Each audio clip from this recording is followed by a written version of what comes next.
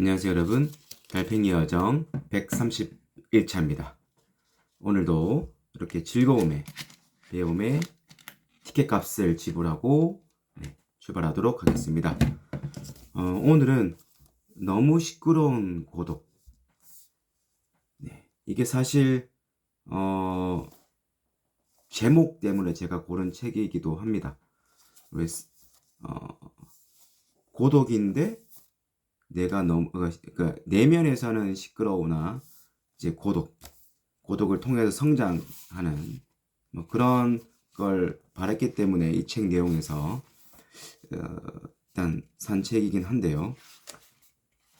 앞에 요 내용 일단 오늘은 이런 내용을 좀 해보려고 합니다. 우리가 책을 통해서 얻는 것은 사실 지식을 얻는 것도 있겠지만 결국 그 책을 넘어서서 나만의 그런 깨달음을 얻는 것이 중요하다는 얘기를 하고 싶어서 일단 오늘 이 내용을 좀 얘기를 해 드릴 거고요. 책의 내용을 일단 우선 읽어 드리겠습니다.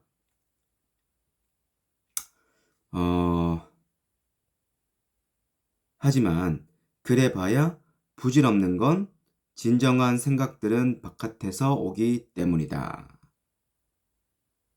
이게 이제 우리가 그 책이 없이 기록이 없이 모든 사고가 오로지 인간의 기억 속에서만 각인되어 있던 시절은 지금보다 훨씬 근사했을 것이다.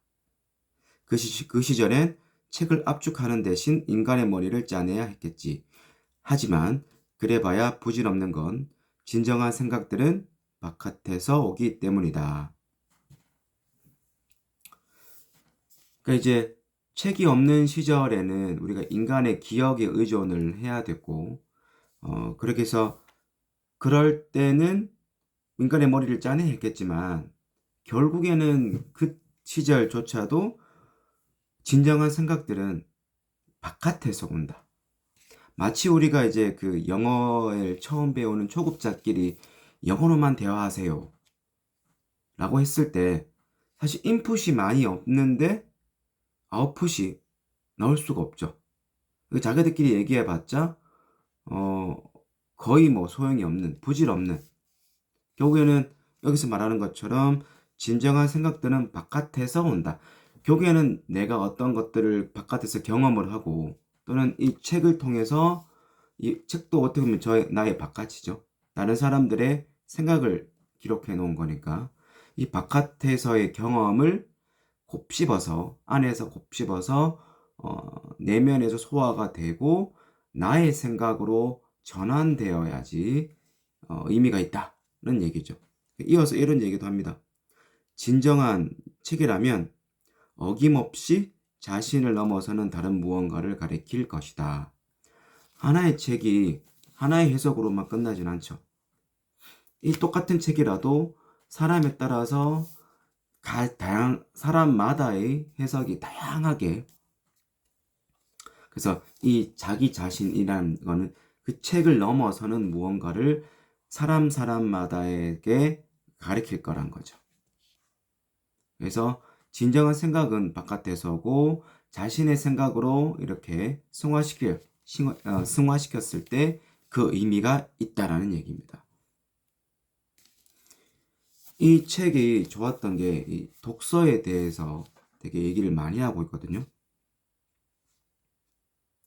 나는 근사한 문장을 통째로 쪼아 사탕처럼 빨아먹고 작은 잔에 든 리큐어처럼 홀짝대며 의미한다. 사상이 내 안에 알코올처럼 녹아들 때까지.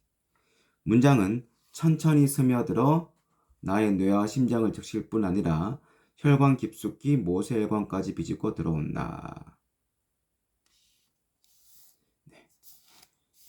그 책을 문장을 하나하나 쪼아서 자기만의 의미를 하면서 모세혈관까지 비집고 들어와서 결국에는 나의 생각으로 전환시켜서 그 깨달음을 통해서 제가 항상 말씀드리지만 인생에 적용시키는 거죠. 나의 인생에 적용시키는 거죠.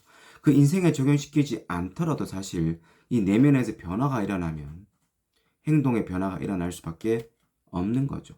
그래서 이 모세혈관까지 비집고 들어온 이 깨달음, 이 즐거움, 이런 것들을 통해서 우리가 내면의 성장이 일어난다는 것이죠. 여기 중간에 보면 이런 얘기도 나옵니다.